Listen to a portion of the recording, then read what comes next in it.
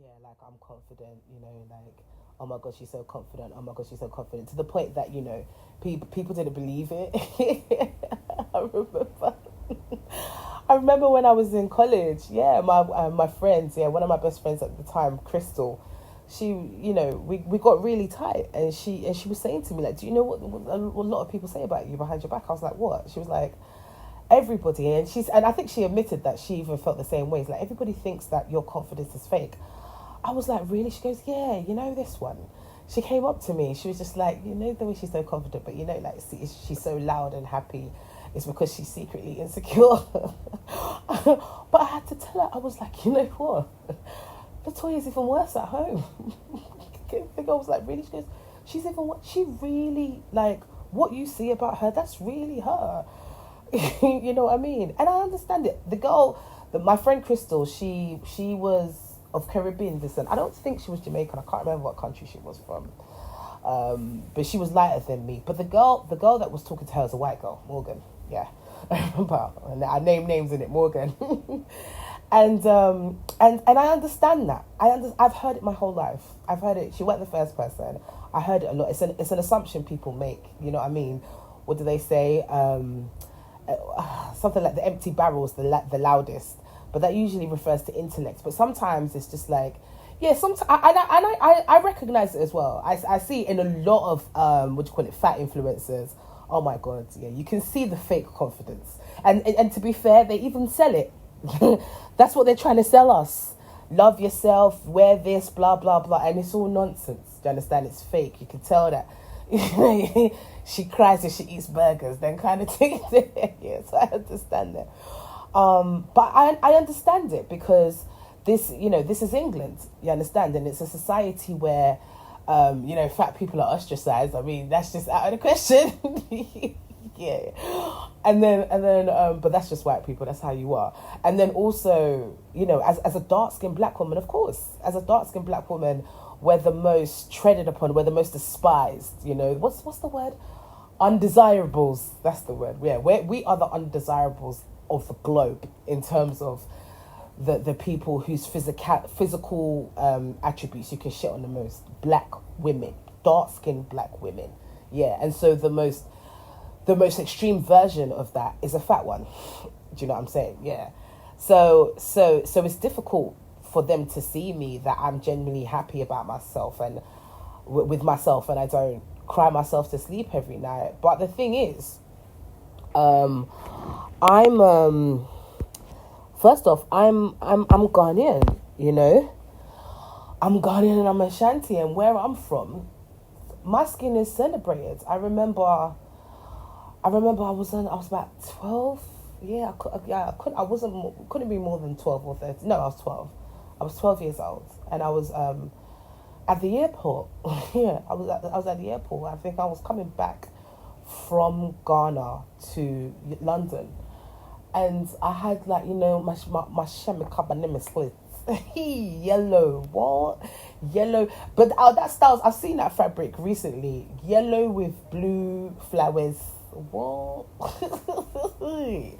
I was feeling very good about myself, not my Jimmy Mock, because I was getting on the plane and I was by myself. So it was one of those ones where, like, British Airways, were taking me. I don't know if they still do that, but they were, like, accompanying me, because I was flying alone as a child. Oh, I was in the queue. I never forget. Some man turned around and looked at me. He said, "Wow, black beauty." And I just there was like, "Oh, thank you." And then the whole queue, the whole queue turned around. Wow, hey, look at her. Hey, where from? Where you from? Say, oh my god. It started that. I've had it my whole life. I remember one relationship I was in. Oh my god, me and Jason, we was in the car. We was coming back from Koforidua, and a policeman stopped us. Pussy car. So he'll come, start busting joke to make us laugh. But as he was just like, oh, hey, look at these two, nice couple, power couple, plus size couple. This one has muscles, this one too, Nikes, yeah. But then he looked at my skin. He was like, "Share, look at the black. Look how beautiful her black skin." And he was like, "You better love her. You better leave her. You better not leave her. You know, look at her nice skin. Yeah, this is just one original. It's not a pastor's wife that is bleaching." Oh, look, he bust us up. He bust us up so much. Yeah, that my boyfriend at the time gave him money. Like the little whatever we had in the car, he just gave it to him. Was cracking up the whole way going. So that's what I'm used to. That's my culture. You understand? Yeah, it's you lot that live under some lie from Satan that light skin is the right skin. I don't know who told you that. You know what I mean? So that's why coming to Nigeria was a shock. Hey, you want to know colorism? The thing is, Nigeria is so aggressive. Yeah, everything they do, everything. The good is, and so there's a good side to that and a bad side to that. And the colorism here.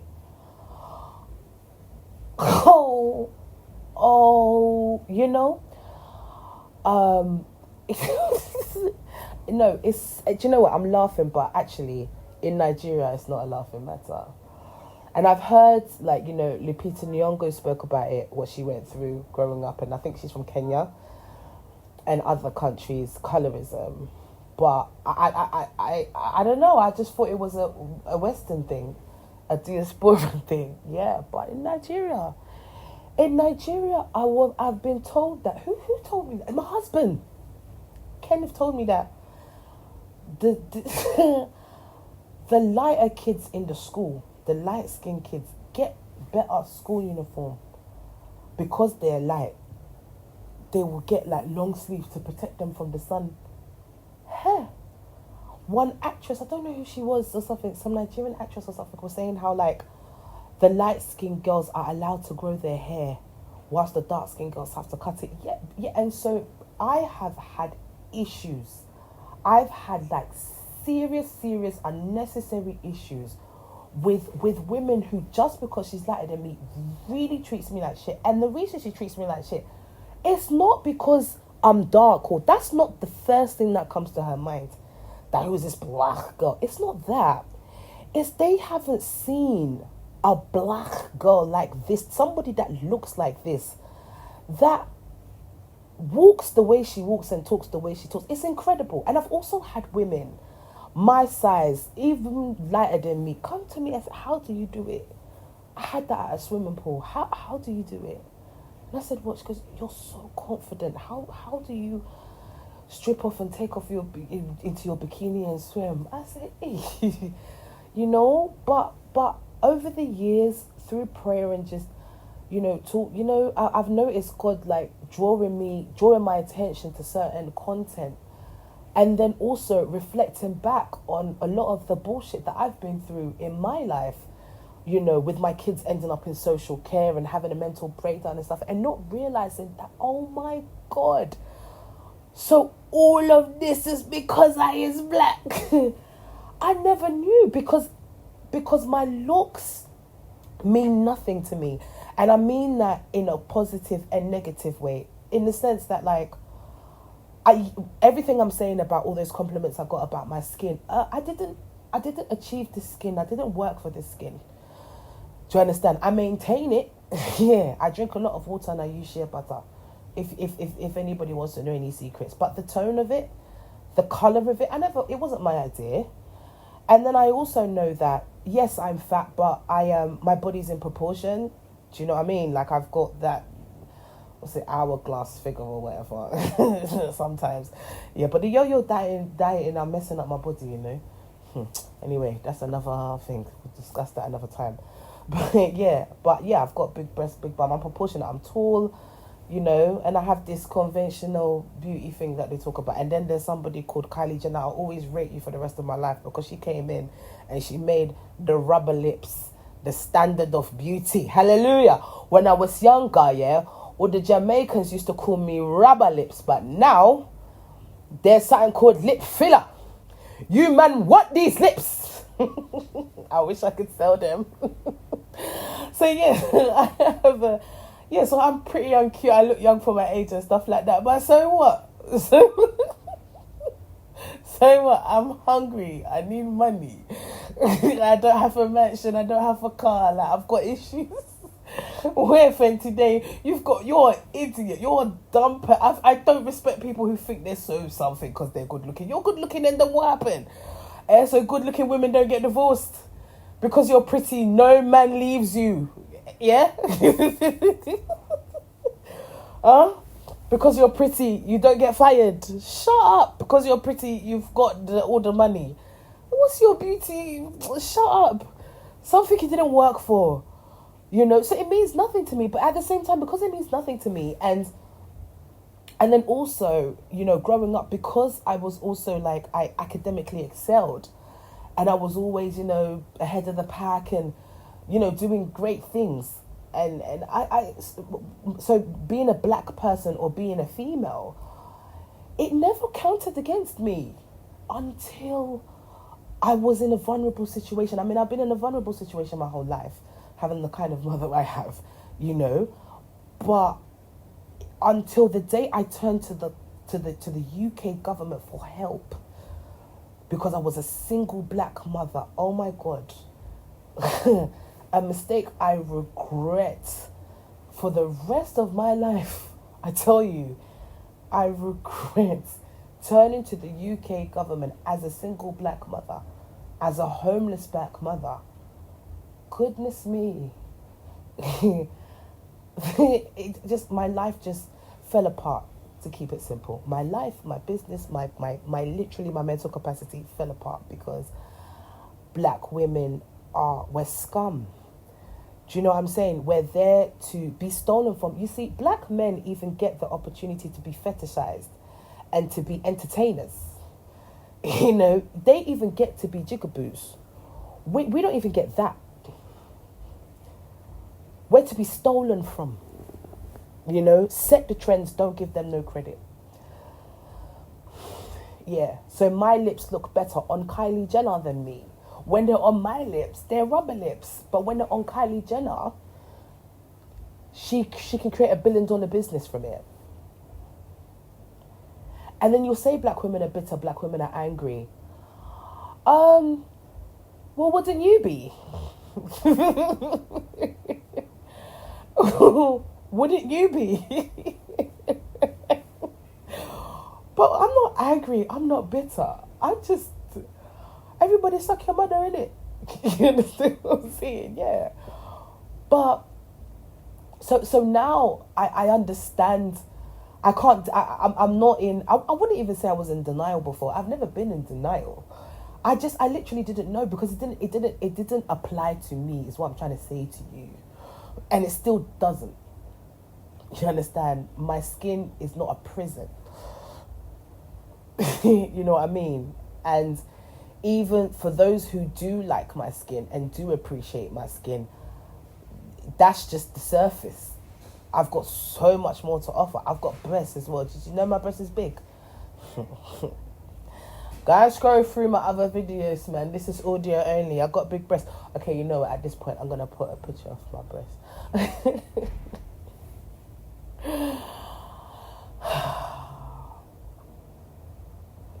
If you have a black daughter, yeah, you have a dark-skinned daughter, a daughter that looks like me, be the example you want to see. Black father, be the example you want to see. You cannot tell your black daughter that she's beautiful and you're constantly dating light-skinned women and introducing her to light-skinned women. How much do you love your daughter? Enough to sacrifice your preference?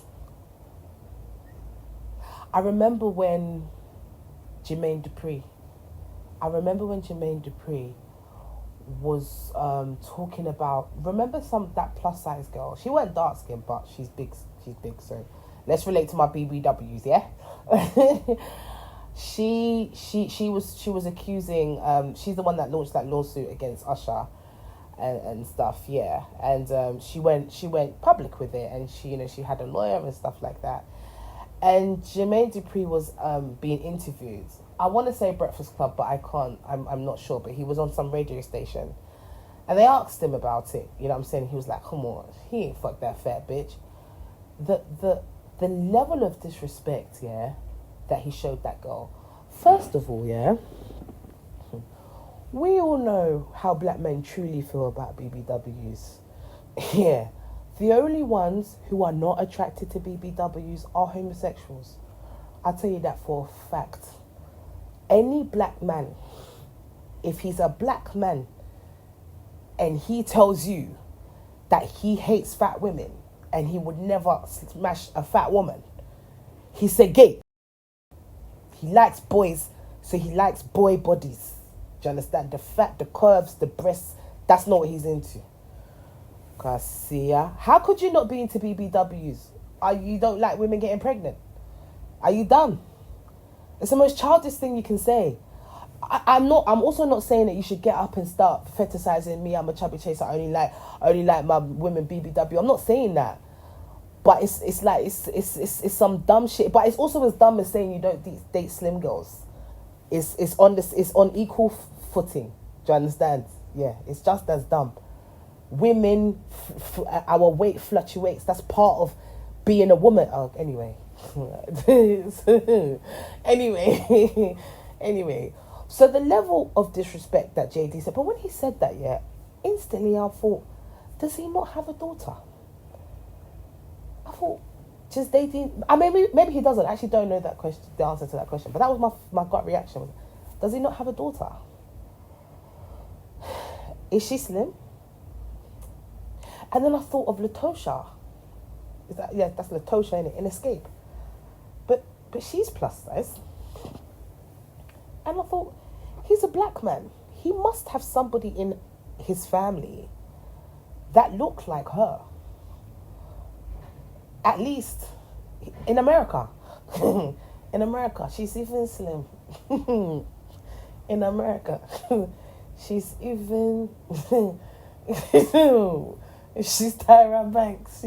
She's Victoria Beckham. America.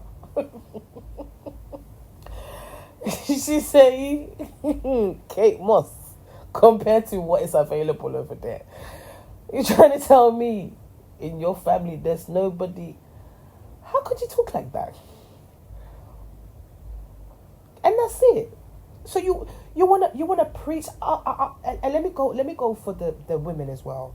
Let me go for the women. Yeah, I personally have a relative. Okay, that teaches people how to look after black hair, how to look after your children's hair and grow your hair, and it's wonderful because her children have wonderful hair. She's got like 3-4 daughters, yeah, and their hair is, I mean, right down their back, 4C hair.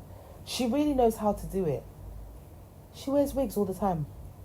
Her herself, the mother, is always in wigs.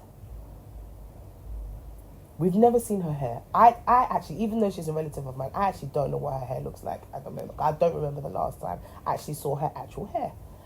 Meanwhile, she's teaching the same thing. You're teaching, love yourself, you're beautiful, black hair, and I'm like, all of this is useless because these girls, what happens with that? As you can't be the example, what happens with that is that in that particular, if we're talking about hair now, we associate those children, those girls in particular, will associate natural hair with childhood. Is that not what happened to most of us? Not me.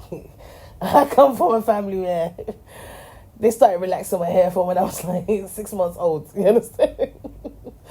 Yeah.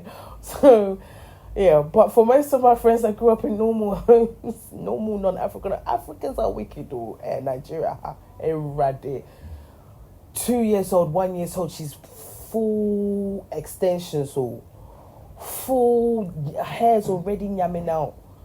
No, in Nigeria, I'm not even gonna lie, walking around, if I see a girl with like a hairline that is normal, that starts from the front, it's a miracle. I actually notice them because for the normal girl, wig. It's different. Nigeria is very different from Ghana, I'm telling you.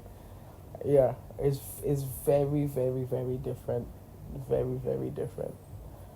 Yeah. But I guess, but I'm also told that, you know, it's Lagos for one, and then also there's been a lot of change in Nigeria recently.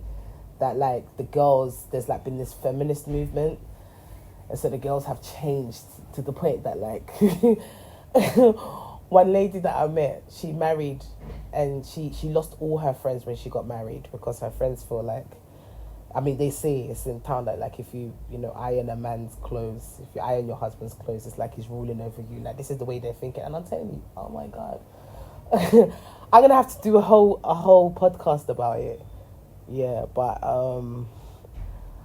I mean I still admire Nigerian women. I still do.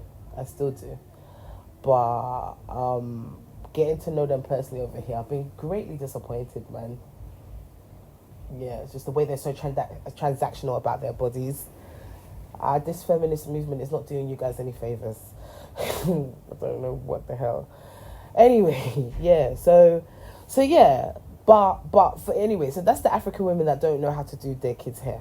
Yeah, and it'll just take them to the salon and just put them in extensions. But for normal kids, for everybody else, you know, when you were young, you were getting cane rolls, you were getting braids, you know, you weren't really allowed to relax your hair until you got to a certain age, that kind of stuff. Yeah, but still, so because of that, we associated natural hair with childhood. So to be an adult, you have to relax your hair. You have to relax your hair. You have to wear wigs. You have to start doing bonding. Do you know what I mean? And you're continuing that tradition. It doesn't matter how nice your kids' hair are now. It doesn't matter because no matter how nice their hair is now, no matter how long their hair is now, they don't even have a choice or say about the matter, and they're not necessarily responsible for it because their mum's getting their hair done all the time. Regardless of what you say in the house, regardless of what you do in the house, the world, the TV, Beyonce, Rihanna, who else? Every reality TV show. Where can you see black women with their own hair? Where?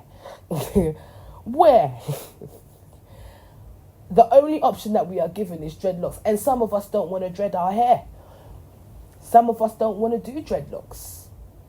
Where do you get to see? It's like taking your hair out on special occasions, and it's because our aunties. This is the thing, it's our aunties, because those are the people that have the real impact on your life. Your aunties, your godmothers, your older sister. Even if you're not going to mind your mum, you know, your pastor's wife at church, the women around you, the black women around you, the black teacher. And if every single one of these women are wearing wigs that reflect not their race, the message is your hair is not nice. Even though they'll tell you, wow, your hair is nice. No, it's not. So you can't tell me, black father, as you go around and you have a preference. You can't be dating all these girls and then only bring them and not just that. Fine, you know, I know I'm not saying that, you know, dark skin should stick to dark skin and light skin. That's nonsense. I'm not bringing division within the shades within our community, but there are other ways. So yes, okay, your wife is light skin, or you're dark skin and your wife is light skin, or vice versa. All right, but what about the people you work with? You know, if you're in a position where you work with black women, or you get to choose black women, you get to interview or put black women in a position, in positions in your company. What kind of black women are you going for? Me, I'm as London as they come. I'm not, I was born and bred in London. I never had a boyfriend in London. Can you imagine that? At my age, no man in London can confidently get up and say that I was his girlfriend. Never. Reason being, the culture of disrespecting black women. No, I couldn't tolerate it. I couldn't tolerate it because I went to school in Ghana, and then yes, maybe I think the generation when I grew up, my generation growing up in Lewisham, we were literally the only Ghanaian family. You understand? In my school, there was no other Ghanaian in my school. It was just me. You understand? And I think about like 2 years or a year later, there was a younger girl that came up. You understand? When it came to black people, everybody was Nigerian, Caribbean, and then that was it. We'll have a few other African countries here and there, and Somalia, but Ghana, no, I was the only one my whole year. I was the only Ghana girl. Do you understand? In secondary school, so I didn't grow up with knowing a lot of Ghanaians, and then another problem within the Ghanaian community: everybody's your uncle, everybody's your auntie. That's another problem. That's another mistake that they made during my generation. So people that we should have been dating, people that we could have possibly got married to, we're calling them our cousin. That's my cousin. That's my cousin. Wasn't my cousin? Could have been my husband. You know. Life would have been cool. Yeah. So you couldn't really. So I didn't. You understand? So I couldn't date within Ghanaian culture. I know it's different now. All right. Shout out to Afrobeats. It's different now. But yeah, so if I couldn't date somebody from the Ghanaian community, who else am I dating? These black boys. Look, yeah, there was even when I'm saying Ghanaian community, there was one Ghana boy, yeah, who's my skin color. My friend, God help me not to mention her name. One of my best friends, yeah, who was a lighty, yeah, she was dating this guy who I never met. Praise be to God, but he told me he was Ghanaian, he was dark skin. So she always used to talk to me about him and ask me about Ghanaian culture. This friend of mine, please name don't slip out of my tongue, she is the skin color of Mariah Carey. Yeah, if I was to compare her to anybody, she's around Mariah Carey, Meghan Markle, Zendaya, Eho. You know what he said to her? A brother my skin color. Do you know what he said to my friend? Do you want to guess what he said to her? He said that you are the darkest girl that I would ever date. Shall I take it back? And truly speaking, after they broke up, his next chick was a white girl. Gunny. That's London. You see their behavior. These rappers, these UK rappers. Look, I won't name names so you can get a ratings. I won't get, but they will say black is beautiful. They love their daughters. But girls that look like me, look here. That is why Afrobeats has blown up the way it is. You know. It's not just necessarily the music, it's the community. I feel safe. I feel safe at a Burna Boy concert. I feel safe at Omale concert. You understand? I feel safe at Charlie Poppy to be myself. Nobody's going to disrespect me. Yeah. I feel safe. I can't explain it. I feel safe around those artists. But there's other boys from the same Nigeria in London there, that you're just intimidated. You're just intimidated already. But he's African like you, dark like you, black attack like you, blockatok like you. But the day the white girl does her things to stop you from coming in the door, you understand? The way he'll side with her, the things that they say, the things that they do. They'll say black is beautiful, yeah, because they have to now. You understand? They have to now. So they'll put dark-skinned girls in the video. But their team, who's their assistant? Who's the PR? Who's the baby mother? You'll see it. You understand? All right, so you married a white girl. It's fine. Did you bring her in? Is she one of us? You went for a foreigner. You like white girls. There are white girls in Ghana. I can take you to Cape Coast. I can take you to Takoradi, Western region. You like white girls. You're a Ghanaian man that likes white girls. I can take you. I can show you Ghanaian white girls plenty that can cook your food and speak your language. You won't like those girls. Because she's one of us.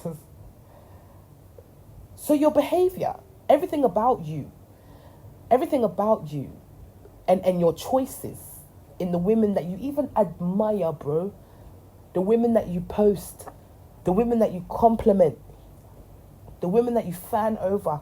I remember Joe Budden, I name him. He, you know, Tasha K and Cardi B have this thing in it. I love Tasha K. I'm a huge fan, you understand? Tasha K was doing a promo tour, yeah. So she was going around different podcasts at that time, doing interviews, and she went on the Joe Budden show. Cardi B called Joe Budden to talk shit about Tasha K. Do you know Joe Budden cancelled the interview? Joe Budden refused to upload it because Cardi B called him. Look, yeah, Tasha K came on live. She didn't leave it up, but luckily I caught it. She was in the car and she was fuming, and she was saying, these brothers, these black guys, we stand beside them, we support them, we ride for them. You understand? But then the preference will call. And you know, that thing in America, I don't relate to it, because whether you're Dominican, whether you're Cuban, whether it's a lighty, I don't really, you know what I mean? But over there, it's something, you know what I mean? They think there's something. They think they're better than us. Are you stupid? How can you? You see, how can you be a shade of black? How can you be a shade of black and think that you are more beautiful than the darker shade? You come from black. There's somebody in your lineage that's around my color. That's where you descend from. So how or why or what deceived you into thinking that you are physically prettier than me? Does that make sense? It does to them. Tasha K was fuming. Fuming.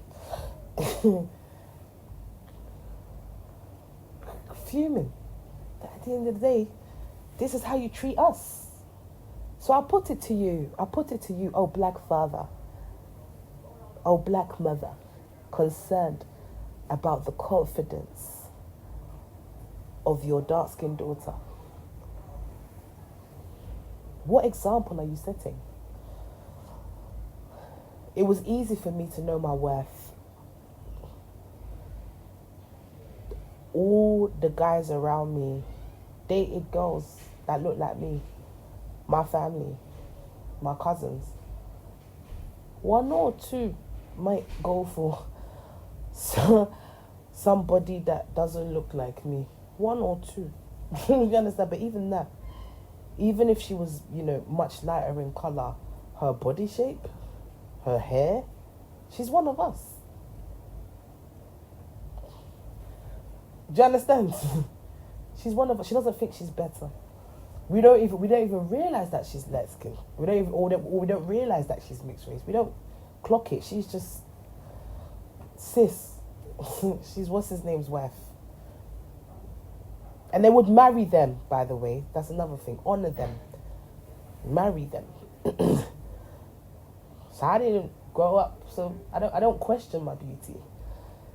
I don't question my self-worth because of, by the grace of God, my immediate circle. But I think you can easily create that. Just set an example. Thank you for coming to my TED Talk. I need to share a scripture. What's the one that I read today? Proverbs chapter 3, verse 12, I think. I'm sharing it with my son. Something about who the Lord loves, he corrects. Don't despise correction. 11 to 12. Proverbs chapter 3, 11 and 12. Read it, all right? God bless you. Bye.